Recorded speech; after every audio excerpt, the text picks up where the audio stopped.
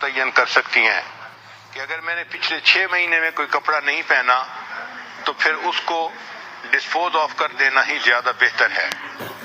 دیکھا گیا ہے کہ عورتیں بہت پرانے کپڑے بھی رکھتی ہیں جن کو مہینوں نہیں سالوں بھی نہیں پہنتی، اور پھر جگہ کی وجہ سے کپڑوں کے رکھنے میں تنگی ہوتی ہے۔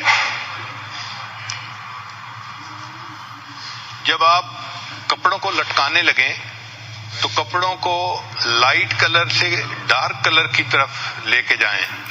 مثلا ہینگر کے ساتھ لٹکانے ہیں تو لائٹ کلر پہلے ہو اور پھر ڈارک کلر آ جائے، تاکہ پھر کپڑے کا نکالنا بھی آسان ہو جائے۔ انٹرمیٹنٹ کلرز کے کپڑوں کو لٹکائیں گی تو پھر ڈھونڈنا مشکل ہوگا، پتہ ہی نہیں چلتا کہ وہ کپڑا کہاں تھا۔ ایک کلر کے کپڑے ایک جگہ ہوں اور وہ بھی لائٹ سے ڈارک کی طرف جو ہے جا رہے ہوں۔ اب ہر گھر میں جوتوں کو رکھنا پڑتا ہے، تو شوز کے لیے آپ ایک سٹوریج ریک بنوائیں اور اس میں شوز کو سٹور کریں۔ بعض اوقات بچوں کے جو شوز ہوتے ہیں ان کو پلاسٹک ٹب میں رکھنا پڑتا ہے، تو وہ بھی ٹرانسپیرنٹ ٹب ہونا چاہیے اور اس کے اوپر لیبل لگا دینا چاہیے تاکہ پتہ چلے کہ بچی کے جوتے کہاں ہیں اور بیٹے کے جوتے کہاں ہیں۔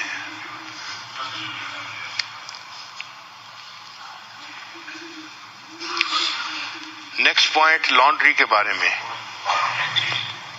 کہ لانڈری کی جو باسکٹس ہیں ان کے اوپر انسان کو پیسہ خرچ کرنا چاہیے اور ہر کمرے میں لانڈری باسکٹ رکھنی چاہیے، تاکہ جو بچے کپڑے اتاریں یا مرد کپڑے اتاریں وہ ان کو فرش پہ پھینکنے کی بجائے اس لانڈری باسکٹ کے اندر ڈال دیا کرے، اور آپ کا کام ہو کہ لانڈری باسکٹ سے کپڑے لے کے اب ان کو واش کرنا ہے۔ اور یہ لانڈری جو اس کے جو باسکٹ لی جائیں یہ ایسی ہوں کہ جو پائل اپ ہو سکے ایک کے اوپر دوسرا۔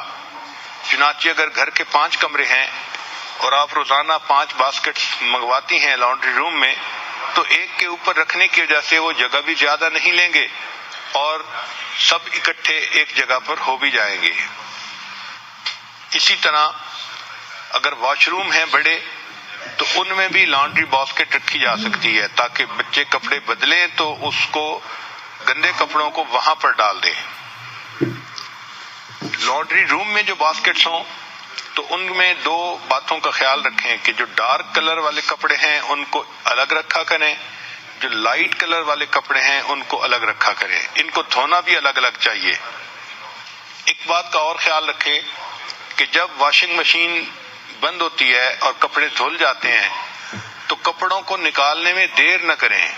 بہت ساری عورتیں دیر کر دیتی ہیں، 1-2 گھنٹے کپڑے پڑے رہتے ہیں، ان کو آئرن کرنے میں بھی دقت ہوتی ہے اور ان کو سنبھالنا بھی مشکل ہوتا ہے۔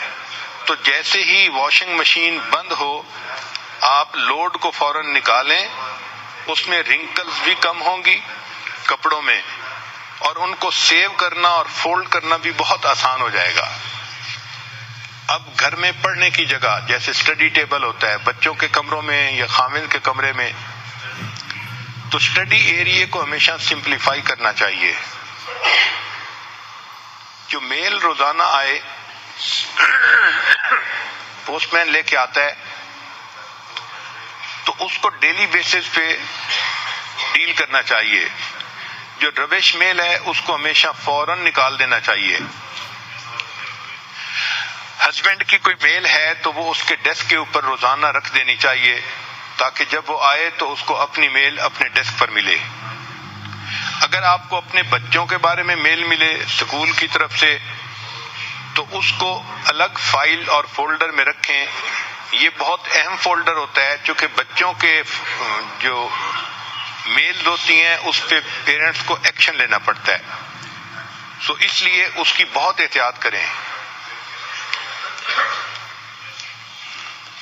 مختلف فائلیں بنائیں جن کو آپ ریڈ کریں اور ان کو آپ رکھیں اور ان کی رپلائی کریں۔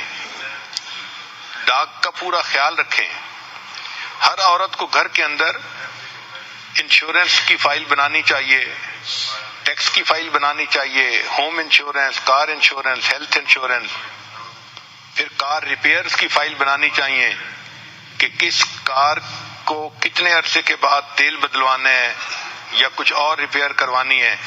اسی طرح الیکٹریسٹی بل کی فائل ہونی چاہیے، واٹر بل کی فائل ہونی چاہیے، جو وارنٹیز ہیں مختلف اکوپمنٹس کی ان کی فائل الگ ہونی چاہیے، اور جو بینکس کے ساتھ ڈاکومنٹس ہیں ان کی فائل الگ ہونی چاہیے. یہ آفس ہر عورت کو اپنے گھر کے اندر ارینج کرنا چاہیے. اب نیکسٹ ہے کھانے کے متعلق. تو میک اے مینیو پلانر. آپ ہفتے کا ایک پلان بنائیں کہ میں نے ہفتے کے دن کیا کوک کرنا ہے، سنڈے کو کیا کرنا ہے، منڈے کو کیا. اپنی مصروفیت کو سامنے رکھ کے اس کو بنائیں. جس دن آپ کے دوسرے کام زیادہ ہیں اس دن آپ کوکنگ کو کم کریں، اور جس دن آپ فارغ ہیں اس دن آپ 1-2 ایڈیشنل ڈشز بھی بنا سکتی ہیں. لیکن اگر پہلے سے پلان بنایا ہو تو گروسری کرنا بھی آسان ہوتا ہے اور کوکنگ بھی وقت پہ کرنا آسان ہوتا ہے. اکثر عورتیں صبح اٹھتی ہیں تو اس وقت سوچتی ہیں کہ آج کیا پکانا ہے. اس میں ٹائم بھی ضائع ہوتا ہے اور ریسورسز بھی صحیح استعمال نہیں ہوتے. مینیو بناتے ہوئے کریٹ ورائٹی. اس میں ورائٹی ہونی چاہیے. انسان کی عادت ہے کہ روز اگر ایک ہی چیز کھائے تو طبیعت اکتا جاتی ہے. تو اس میں بچوں کو ورائٹی دیں کھانے کی تاکہ وہ رغبت کے ساتھ کھائیں. Make a list of favourite recipe in family. Family کے لوگ جس ریسیپی کو زیادہ پسند کرتے ہیں، پلاؤ پسند کرتے ہیں یا چنے پسند کرتے ہیں یا دال پسند کرتے ہیں، تو اس کی آپ ریسیپی الگ بنائیں. آپ کو پتہ ہونا چاہیے کہ یہ ڈش بنتی ہے تو گھر کے لوگ خوشی مناتے ہیں، کھاتے ہیں. اپنی ڈیلی ڈیمانڈ کو دیکھیں اور اپنی باقی ایکٹیویٹیز کے ساتھ یہ کوکنگ کو آپ کنسائڈ کریں. جس دن باقی کاموں میں مصروفیت ہے اس دن کوکنگ کم ہو، اور جس دن گھر پہ ہیں اس دن کوکنگ نسبتاً زیادہ ہو. جب کوکنگ لسٹ بنائیں تو اپنے ان لاز سے اس میں ان پٹ ضرور مانگیں. اگر آپ کچن کے ذمہ دار ہیں تو بھی آپ کی ساس یہ چاہے گی کہ کچن کے بارے میں مجھ سے ضرور پوچھا جائے. تو اس پوائنٹ کو نہ بھولیں کہ ان لاز کا مشورہ بھی اس میں شامل کرنا چاہیے. گھر میں ویجیٹیبل اور سیلڈز وغیرہ کا، فروٹ کا سٹاک کر سکتی ہیں تو یہ ایک اچھی عادت ہے.